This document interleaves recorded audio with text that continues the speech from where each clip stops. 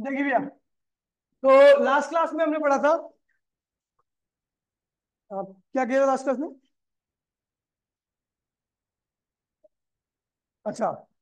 और क्वेश्चन करने, खैर कल ही क्लास में पूरा क्वेश्चन ही होगा, आज एक टॉपिक था।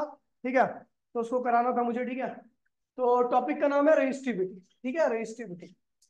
रेजिस्टिविटी होता क्या, तो मैं आपको पूरी डिटेल दूंगा, शायद आपको अच्छे समझ में आ जाए।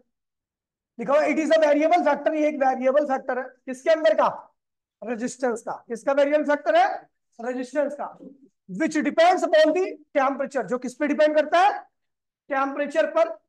किसके? कंडक्टर के।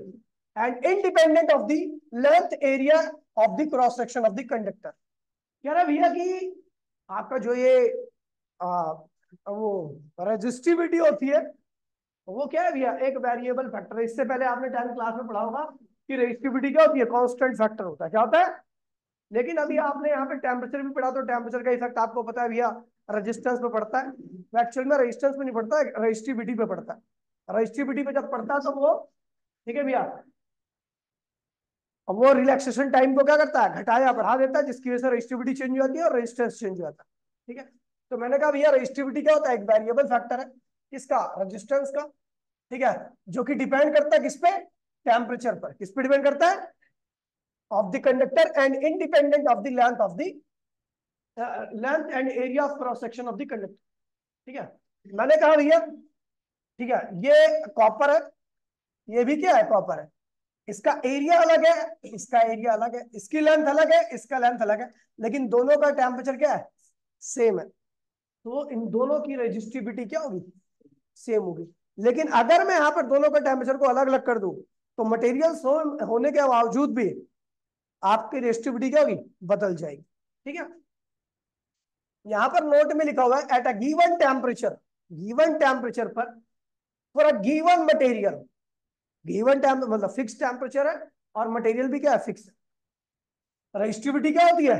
कांस्टेंट हो जाती है। क्या हो जाती है? कांस्टेंट। चाहे जो लेंथ हो, चाहे जो एरिया हो, इससे कोई फर्क नहीं पड़ता। ठीक है, इससे कोई फर्क नहीं पड़ेगा। हेलो, हाँ अभी मैं आपको ले आऊंगा, आप तैयारी करो। ठीक है, हाँ,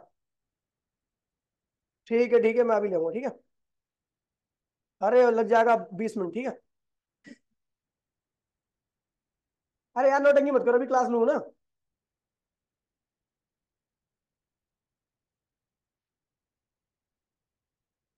ठीक है, समझ गया? तो रेजिस्टिविटी बॉडी के टेम्परेचर पर, कंडक्टर के टेम्परेचर पर डिपेंड करती है, ना कि उसकी लेंथ और एरिया पर। ठीक है, मटेरियल फिक्स है, तो अगर सबका टेम्परेचर सेम है तो रेजिस्टिविटी क्या होगी? सबकी सेम रहेगी, चाहे वो कितना छोटा मटेरियल क्यों ना हो, और चाहे वो कितना ही बड़ा मटेरियल क्यों ना हो। ठीक है, एक्सप्रेशन ऑफ रेजिस्टिविटी। रेजिस्टिविटी की एक्सप्रेशन करने आ रहे हैं। ठीक है, रेजिस्टेंस का फॉर्मूला क्या होता है? टेंथ में पढ़ा था हमने, rho L A.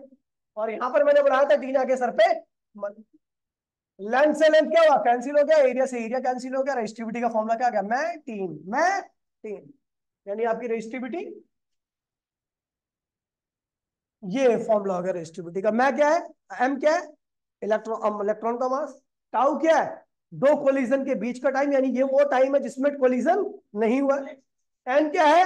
Free time. वही एक ही बात है भाई। ठीक है, अगर मैंने कह दूं कि फॉर अ गिवन कंडक्टर, कोई कंडक्टर गिवन है, ठीक है, तो उसके अंदर ये वाली टर्म क्या रहेगी? कांस्टेंट रहेगी। मास ऑफ इलेक्ट्रॉन कांस्टेंट रहेगा, चार्ज इलेक्ट्रॉन का कांस्टेंट रहेगा, और आप एन की वैल्यू को भी कंडक्टर के लिए चेंज नहीं कर सकते। तो ये पूरी की पूरी टर्म कांस्टेंट है, तो हमने इसकी जगह पर, इसकी पूरी जगह पर क्या लिख दिया? के। यानी रेजिस्टिविटी गिवन टेम्परेचर की किस पे डिपेंड करती है? रिलैक्सेशन टाइम पर। अगर टेम्परेचर बढ़ाओगे तो नंबर ऑफ कोलिजन क्या होगा? बढ़ जाएगा, और नंबर ऑफ कोलिजन बढ़ाएगा तो आपको पता है रिलैक्सेशन टाइम कम हो जाएगा, और जब रिलैक्सेशन टाइम कम होगा तो रेजिस्टिविटी क्या होगी? बढ़ जाएगी। ठीक है, तो गिवन, कोई गिवन मटेरियल है, उसकी रेजिस्टिविटी केवल उसके टेम्परेचर पर डिपेंड करेगी। क्योंकि उसका टेम्परेचर बढ़ने से नंबर ऑफ कोलिजन बढ़ेगा, नंबर ऑफ कोलिजन बढ़ने से रिलैक्सेशन टाइम क्या होगा? कम हो जाएगा। यानी दो कोलिजन के बीच का टाइम अगर कम हो गया, तो भैया दो कोलिजन के बीच का टाइम कम हो गया, तो भैया कोलिजन, जाहिर सी बात है रेजिस्टिविटी क्या होगी? बताया था मैंने, याद है?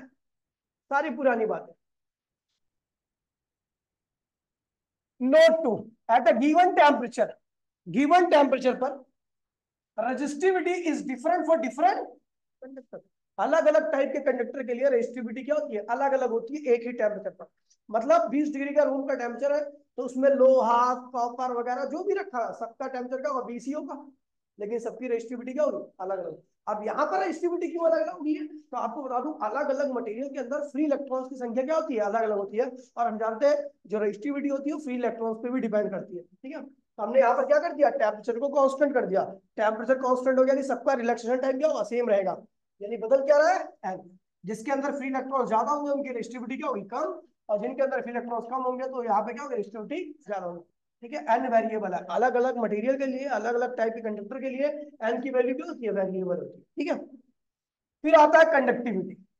तो it is reciprocal of resistivity. ये ध्यान रखना, जिन फैक्टर्स पे रेजिस्टिविटी डिपेंड करती है उन्हीं फैक्टर्स पे ये भी डिपेंड करेगा, लेकिन अंतर ये रहेगा कि जिनके बढ़ाने से रेजिस्टिविटी कम होती थी ये क्या हुआ, बढ़ जाएगा, और जिनके बढ़ाने से रेजिस्टिविटी घट जाती थी ये क्या हुआ, बढ़ जाएगा।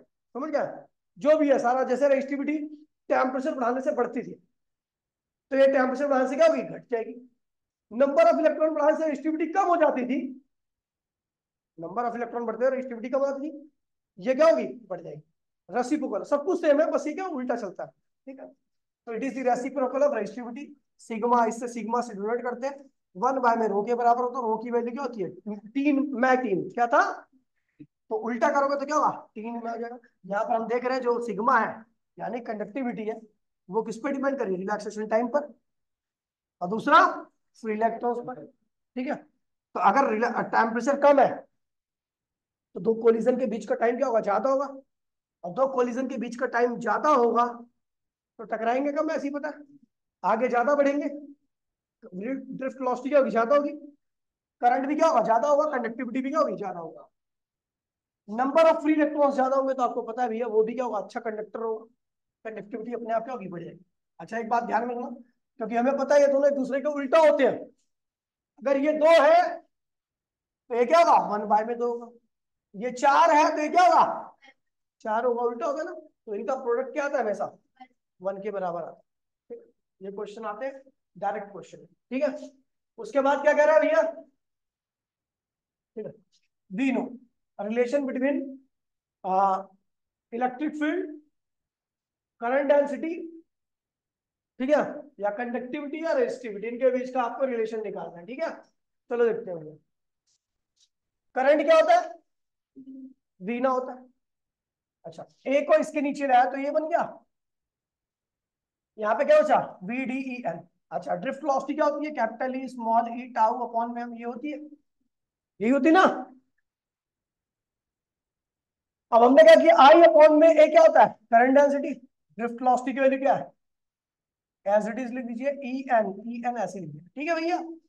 अरेंज करो इसको, कैपिटल ई को इधर लिख दीजिए, टी डबल ई एन को ऐसे लिख दीजिए, और ये अभी मैंने बताया था टीन में क्या होता है, कंडक्टिविटी, मैं टीन था रेजिस्टिविटी, तो ये था, ये क्या बन जाएगा भैया, conductivity, electric field, current density, ये रिलेशन है करंट डेंसिटी, इलेक्ट्रिक फील्ड और कंडक्टिविटी का। रेजिस्टिविटी के बीच में निकालना है तो कंडक्टिविटी का क्या करो, उल्टा कर दो, बन गया रेजिस्टिविटी, ठीक है। तो मैंने यहीं तक पढ़ाया था, खैर 2-3 क्वेश्चन कराए थे, लेकिन कभी क्लास में क्वेश्चन कराऊंगा, ठीक है। टाइम आज बहुत ज्यादा हो गया था पढ़ाने में, ठीक है। आप लोग कॉपी करो तब जाना, ऑनलाइन क्लास इतनी दे देती है, कल क्वेश्चन सारे अरेंज करके मैं लाऊंगा, ठीक है। तो कल क्वेश्चन का 20-22 क्वेश्चन कराने कल क्लास में, हाँ मैं करा दूंगा, हाँ ऑलरेडी लिख के रखूंगा ना बोर्ड पे। टेस्ट में क्या डिस्कस करना है,